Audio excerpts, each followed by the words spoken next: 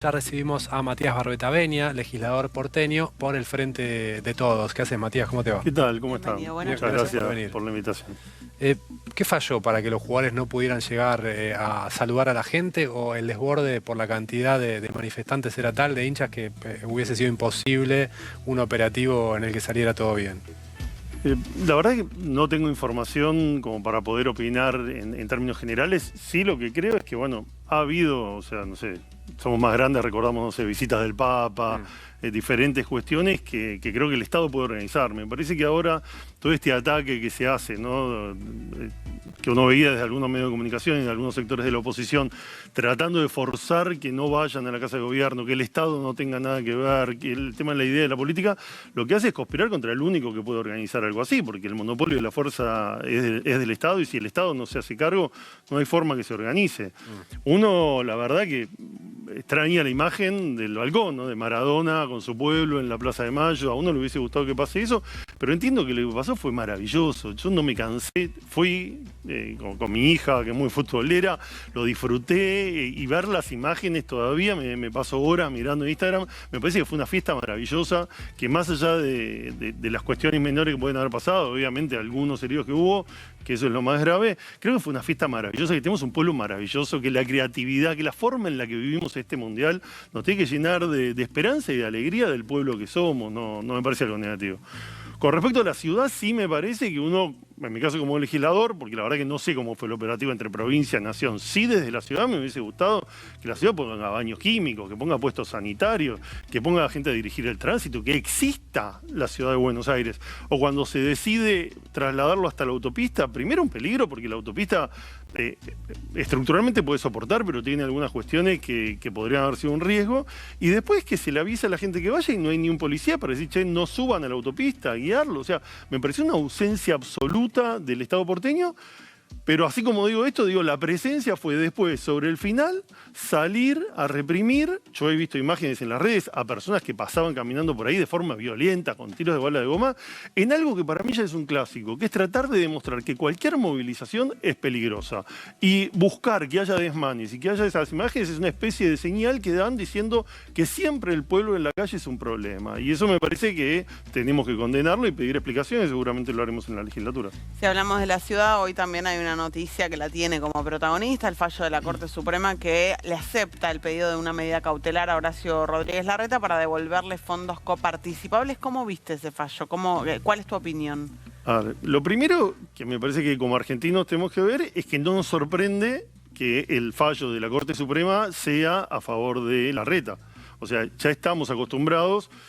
Me parece que lo que pasó en el viaje al lago Escondido, ¿no? Donde fiscales, jueces y funcionarios de la ciudad, justamente el ministro de Justicia y Seguridad, conversaban en esos chats de la manera en la que lo hacían, perfectamente podría haber habido un miembro de la Corte Suprema, ¿no? Rosenkrantz viene de ser del grupo abogado del grupo Clarín. Digo, de esa forma resuelve. Entonces, ¿yo cómo me los imagino? Me los imagino dialogando, diciendo, che, devolveme lo que me dio Macri, porque recordemos que fue un decreto de Macri 3.75. Sí. Me imagino del otro lado, o sea, después Alberto lo bajó a 2.32. Me imagino del otro lado los jueces diciendo, pero no hay forma, yo no te puedo dar eso porque es una locura. El decreto que te da ese porcentaje no tiene ni fundamentos, no habla ni de la seguridad, no podemos hacer tanto. Entonces del otro lado le van a haber dicho, bueno, por lo menos devolveme una parte, pero desde ahora, así yo puedo hacer la baja de impuestos que me están pegando mi sector de Patricia Burrich y demás, y yo acomodo los números, puedo salir a hacer un anuncio de campaña, y lo que hay es una coordinación de campaña para financiarle la campaña electoral a Larreta, la Corte Suprema sacando un dictamen iniciando el año electoral. La verdad que es todo vergonzoso. Lo que decidió la Corte es que hasta que se resuelva la cuestión de fondo le devuelve parte de esos recursos a la Ciudad de Buenos Aires. Habrá que ver cuánto tiempo se toma ahora para resolver la cuestión de fondo. Algo que también dijo Larreta en esa conferencia de prensa, que tal como lo había prometido, y lo decía Matías recién, esos recursos que le devuelve la Corte a la ciudad van a permitir a la ciudad bajar impuestos. ¿Está claro qué impuestos va a bajar Larreta, Matías? A ver, la Ciudad de Buenos Aires, cuando se da este fenómeno, estima un número en el presupuesto del 2021, antes durante el 20 se había resuelto de otra manera, y plantea una baja en obras dos impuestos nuevos para juntar los 50.000 millones que ellos calculaban en ese momento. Uno fue el impuesto a las tarjetas de crédito. Todos, muchos por ahí ni siquiera lo saben todavía, en su resumen de tarjeta de crédito tienen un porcentaje que son estimados para el 2023 40.000 millones de pesos. No es un número menor, que es un impuesto a los consumos con tarjeta de crédito. Un impuesto malo, porque primero porque ataca el consumo cuando es necesario y segundo porque fomenta pagar en efectivo y no ir a través del sistema bancario, que es lo que justamente le sirve al Estado y lo que estamos buscando. Para cobrar más impuestos, justamente. Por eso, sí, y el otro impuesto era a los LELIQs, a las colocaciones de los bancos, que en principio yo puedo estar a favor de gravar lo financiero. De hecho, hemos presentado proyectos durante la pandemia que no se tomó ni una decisión en la ciudad, ni bajando impuestos, ni a favor de los sectores productivos. Nosotros presentamos un repro, diferentes programas y proponíamos grabar el sistema financiero, pero lo hace sobre la herramienta que el gobierno nacional utiliza para financiarse, con lo cual desincentivaba o complicaba un poco el plan de financiamiento de nación. De todas maneras, ese impuesto no lo saca del todo. Lo que está proponiendo y enviando a la legislatura es eliminar el de tarjeta de crédito, que le estaba haciendo pagar un costo importante en el esquema de discusión hacia la derecha, tanto interna de su PRO, como se llaman ahora, y del resto de la derecha que le cuestionaba el tema de los impuestos. La verdad es que siempre, a mí me tocó ser secretario de Empleo de Néstor, de Cristina Kirchner, siempre el gobierno de la ciudad, cada vez que el gobierno nacional le puso plata en el bolsillo a los porteños, se los sacó a través de impuestos. Está indexado de la ABL, inventaron impuestos nuevos, siempre fueron una máquina de cobrar impuestos y esta fue una oportunidad más donde dijo, esto lo paga el porteño y no lo pago yo, ahorrando en montones, miles de millones que uno encuentra todos los días en el boletín oficial, que lo podrían haber hecho sin que lo paguen los porteños. Alberto Fernández convocó a los gobernadores para dar una respuesta política. Larreta, en la conferencia que recién veíamos, dijo: no entiendo para qué están viniendo los gobernadores, esto no los afecta en lo más mínimo. Sí, ahí Larreta en un momento demostró que se da cuenta que esto, porque la verdad que esto fue una avivada, o sea, llega Macri al poder siendo jefe de gobierno, se sienta entre los dos y decide pasarle una enormidad de plata a la ciudad. No solo eso, cuando nosotros empezamos a investigar para atrás, la Nación le pagó a la ciudad, al gobierno de Macri, hasta las plazas. Es decir, además del Paseo del Bajo, las únicas obras que uno puede reconocer las pagó Nación, pero después eran transferencias por todos los conceptos, era darle a mi amigo, darle a mi distrito permanentemente.